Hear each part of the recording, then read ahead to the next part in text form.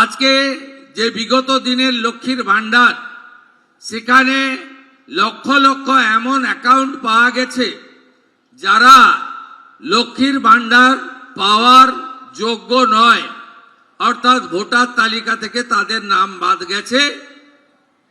কেউ মৃত, কেউ অভারতীয়, কেউ এলাকায় থাকেন না তাদের।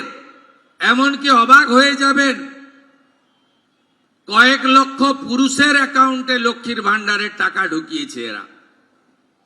এটা সরকারি টাকা।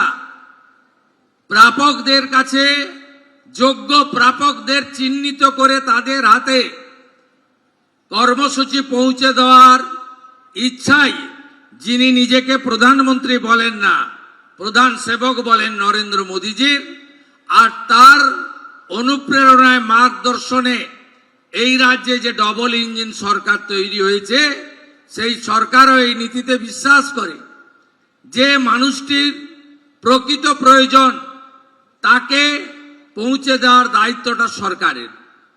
তাই আমরা আরো অবাক হয়ে যাবেন, যেখানেই আমরা হাত দিচ্ছি বিগত সরকারের দুর্নীতি, স্বেচ্ছাচারিতা এবং সরকারি টাকা কিভাবে এরা লুট করেছে, আপনি ভাবলেও অবাক হয়ে যাবেন।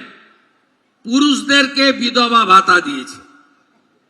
মুর্শিদাবাদ জেলার ডোমকলে একটি ব্লকে ৩৫০০ ফেক অ্যাকাউন্ট বেরিয়েছে, যেখানে মাইনরিটি স্কলারশিপের টাকা ঢোকানো হয়েছে।